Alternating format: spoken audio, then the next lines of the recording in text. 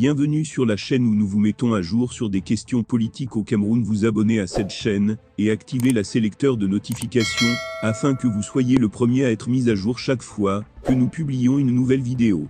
Samuel Eto'o fils, un Ancilion dévoile les pratiques occultes du président de la FECAFOOT. Ces révélations concernent les moments où il n'était pas encore capitaine. Elles ont été faites en Mondovision par Bernard Choutanglom, était un ancien coéquipier de Samuel Eto'o au sein de la sélection nationale. Dans la vidéo de ce témoignage, que la rédaction de Cameroun Web a retrouvé pour vous, Bernard Choutan rappelle comment Samuel Eto'o, alors qu'il n'était pas titulaire, a marabouté un coéquipier, puis a pris sa place, lors d'une compétition au Ghana 2 jours, avant que le tournoi ne commence. L'équipe type était déjà prête. Ce jour, nous quittions l'hôtel pour la dernière séance d'entraînement, avant que la compétition ne commence. Tout le monde était déjà là. Mais Eto'o arrive le dernier. Alors qu'il devrait saluer tout le monde, Eto'o les dépasse tous, et va directement saluer Dio.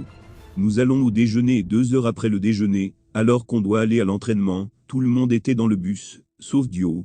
On envoie le médecin pour aller voir ce qui ne va pas. On trouve Dio dans le lit se tordant de douleur.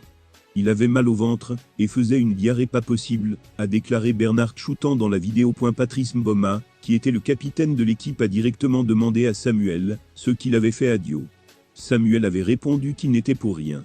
Dio était censé être titulaire, mais il n'a pas joué pendant toute la compétition, et Eto'o a fini meilleur buteur, a poursuivi l'ancien coéquipier de Samuel Eto'o l'année dernière. Un autre ancien Lion, Alexandre Son, a accusé Samuel Eto'o d'être de ceux qui usent de la magie noire pour se faire une renommée dans le monde du football, tout en notant le charisme de ses coéquipiers. Également dans une émission en Mondovision, l'ancien milieu de terrain rappelle un événement qui a marqué tous les médias du monde. Il rappelle en effet le jour où Samuel Eto'o a distribué des montres Rolex à tous ses coéquipiers, en 2010, en marge de la CAN en Angoladan, une cérémonie retransmise même par la télévision nationale camerounaise. Eto'o avait offert des montres, dont il estimait lui-même le prix unitaire à 35,000 €, soit 22 millions de francs CFA, rappelle le joueur, qui précise que cet acte était une pratique de magie noire en vue de tuer le charisme de ses partenaires. Il révélera par la suite que ces montres valaient moins de 3 000 €. Révélation concerne les moments où il n'était pas encore capitaine.